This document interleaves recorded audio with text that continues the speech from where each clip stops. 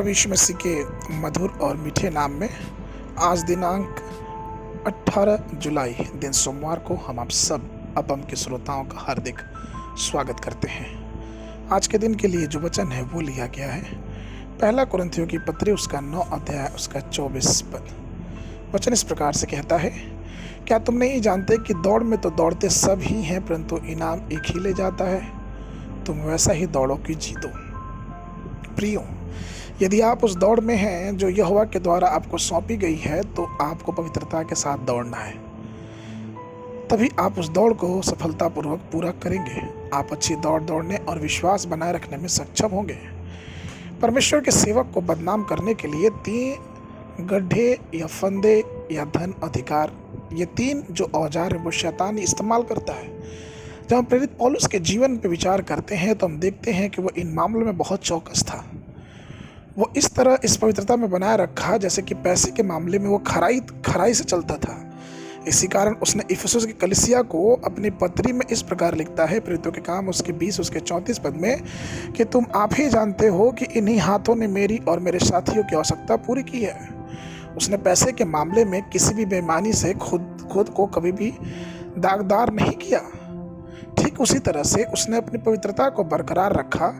कुरिन्थियों को लिखी गई उसकी चिट्ठी में हम पढ़ते हैं कि वचन कहता है पहला कुरिन्थियों की पत्री उसके 9 के 27 में, परंतु मैं अपने देह को मारता कूटता और वश में लाता हूँ, ऐसा न हो कि औरों को प्रचार करके मैं आप ही किसी रीति से निकम्मा ठहरूं। उसने अपने आध्यात्मिक के अनुभव से तीमुथियुस और दूसरे युवाओं को संसार के अभिलाषाओं से दूर रहने की सलाह भी दी।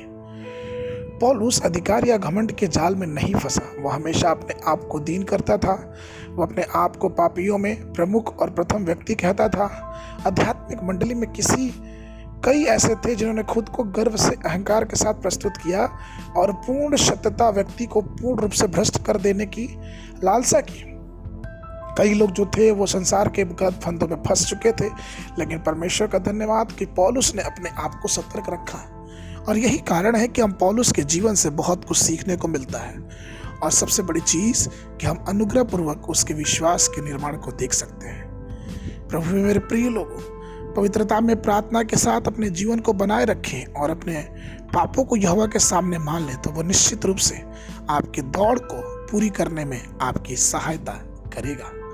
आज के मनन के लिए जो पद है वो लिया गया है पहला यूहन्ना की पत्री उसका पहला अध्याय उसका 7 पद। वचन कहता है, पर यदि जैसा वह ज्योति में है वैसे ही हम भी ज्योति में चले तो एक दूसरे से सहभागिता रखते हैं और उसके पुत्र यीशु का लहू हमारे सब पापों से शुद्ध करता है।